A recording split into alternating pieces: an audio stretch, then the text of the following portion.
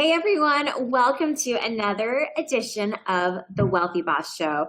I'm your host, Mariah Seacrest Comer, and I am going to share with you today my morning routine to maximize mojo. So Annie Dillard is an author who has a quote that I really love. And in that quote, she says, "How we spend our days is how we spend our lives." Now that can be a sobering thought, but if you do a little bit of research and you listen to successful entrepreneurs, successful business people interviewed, you'll find that most of them have a very definite plan to how they manage their day. And in particular, how they manage their morning before they even get into their work day. So today I thought it would be helpful for you if I shared my morning routine. I've been sticking with a fairly consistent morning routine for, I can't even remember how long. So obviously, it's become something that's become second nature to me, something that is really going to help you, hopefully as much as it's helped me, start off the day on the right foot. So as busy, driven, ambitious entrepreneurs, it is so important to us to make the most of our days. We have so many things that we not only want to get done, but want to accomplish, want to feel, and want to really feel like we're making the most of our time. So with that, it's so important how we lay that foundation, the whole foundation to our day. And, it was much as tempting as it can be to just dive on into our work and get as much as possible done. We know that the most successful people don't just jump on their email as soon as they roll out of bed and take whatever comes their way. The most successful people and people who live the lives that they want to live intentionally and with design and purpose are in control of their day. And this starts with being in control of your morning. So my morning routine always has some similarities, some commonalities, and it's something that has really fueled me to be able to make the most of my days through crazy periods of intense responsibility and workload. I've run a business now for about 3 years, while working full-time day jobs, while wanting to make my health a priority. And I really credit the way that I start my days with the ability to have enough energy to follow up and really be able to sustain this pace of being able to build a business while working full-time, while moving and having family responsibilities and all those things that I know you probably do too as well. So with that being said, here's a sneak peek into my personal morning routine that gives me the most mojo for my day.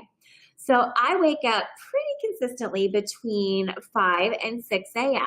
Now, I will say I've actually become a little bit more flexible in this area than I used to be. I used to be super rigid about always getting up at 5 a.m. But a couple of things have kind of shifted. One, I used to have to be, in my office for my day job by 8 a.m. So really, in order to make all the things happen that I needed to have happen before 8 a.m. and driving to work, there wasn't a whole lot of negotiation or wiggle room. So now I've got a slightly more flexible day job. I don't always have to be at the office right at 8 a.m. or 9 a.m. So I've got a little bit more flexibility with that. But regardless, I still do try to maintain that structure, even if I don't have to jump up and be sitting at my desk at a certain time. But the other reason, though, for me, kind of giving myself a little bit more wiggle room for, maybe sleeping until 6 a.m. or every now and then maybe sleeping until 7 a.m. is that I've just come to realize that sometimes it's better to honor your body's need for sleep. Now, with this comes a caveat is I don't necessarily feel as productive on those days that I give myself a chance to sleep in a little bit. So I always have to weigh, do I want to start my day off on a super productive note, or does my body really crave the sleep? The other caveat that I want to add to this, not necessarily waking up exactly at the same minute every single day, but usually within that 5 to 6 a.m. range, is that I never allow myself to stay up late with the knowledge that I could just sleep in. So if I'm adding an extra hour, hour and a half of sleep to my morning, it's not because I went to bed later. It's only truly because I feel that my body needs extra rest. And honestly, over the past months, my body has needed extra rest. We've gone, I've started a brick and mortar business for my day job. My husband and I are going through the adoption process, which takes not only an intense amount of paperwork and logistics, but also an incredible amount of emotional toll. And of course, running a business has its ups and downs as well. So those are reasons where I've become a tiny bit more flexible about letting my body maybe get it that extra hour of rest if it needs it. But again, oh good, there goes my dogs, just super, super barking at the door. Awesome. So hopefully they die down in a second. But again, with that caveat, if I'm letting myself sleep in, that it's not because I gave myself permission to stay up late the night before. I'm still going to bed at a very consistent time, which is usually about 9:30. Okay, so once I get up, I ease into my day. I drink coffee, and my husband actually has gotten into this really sweet routine of bringing me coffee in bed if he is not traveling for work. He's a pilot, so that doesn't happen every day. And certainly not everyone is fortunate to have the luxury of a husband who's willing to do that. So whether or not I'm drinking coffee in bed, I do reserve the first several minutes of my day to enjoying coffee and being quiet. I don't look at my phone other than to turn my alarm off, and I try to keep my phone overnight on airplane mode so that there's no alerts popping up when I check it in the morning. So I still leave it on airplane mode. I drink my coffee. I try to ease into my day by being quiet. So I'll incorporate some type of kind of mind-body practice here, whether it's meditation, whether it's just daydreaming, letting my mind wander a little bit, trying to rein in those thoughts that want to immediately jump into what I have going on that day on my to-do list and work. I try to keep the first 30 minutes or so of my day with my coffee and maybe with my dogs and my husband very mellow, very relaxed, and very non-task oriented. That might be, one of the only portions of my day that is not task oriented. So I try to enjoy that and savor that. Again, meditation plays a role here, maybe repeating some mantras, maybe just sitting and doing some deep breathing exercises to connect my body and my brain. After coffee time and of course, taking care of dogs, feeding dogs. If you're a dog owner, you'll get it. After that comes exercise. And this is something I almost never skip. It's now or never. When you first get up in the morning, you are so much more likely. And I'm not here to tell you that you have to exercise in the morning. If you enjoy exercising in the evening and you develop that routine, get on with your bad self. But most of us who exercise consistently find that morning is the most opportune time to do that before anything else gets in and has the ability to mess with our day. In fact, research shows that those who exercise the most consistently exercise between 6 and 7 a.m. So exercise is part of my morning routine, hands down.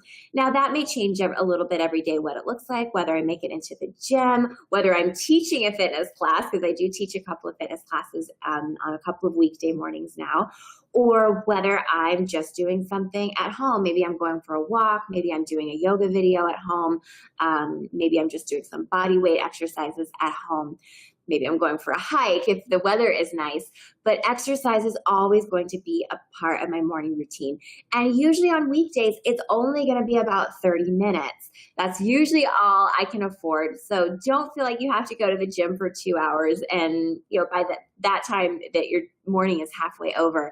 I believe that 20, 30 minutes a day is really all it takes to stay productive and to be on top of your game and to be focused and have better outcomes in your business.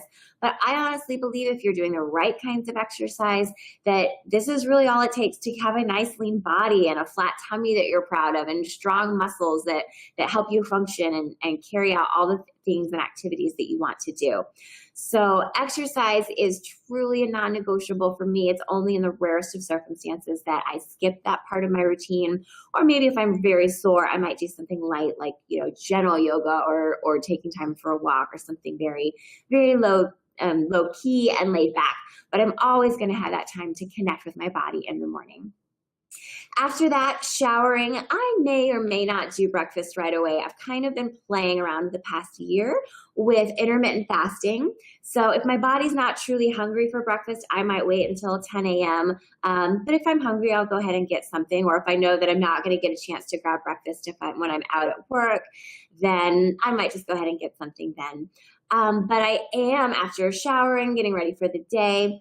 If I'm driving, if I'm commuting to work, then I'm usually listening to a podcast on business development or sometimes a spiritual podcast, but usually I reserve those for later in the day or maybe on the weekend. So I'll listen to that podcast on my way if I'm commuting. If I'm not, if I'm working from home, then I'm just going to go ahead and dive into work after getting showered and cleaned up. But with that being said, on my most productive days and when I feel like I'm really rocking my routine, then this is an integral part of my routine to start my workday. And that is by opening my task management software before I ever check email. So I love to use Trello, which is a free, they do have a paid version, but the free version is absolutely phenomenal. It's very robust task management software system called Trello. There's an app version as well as the desktop.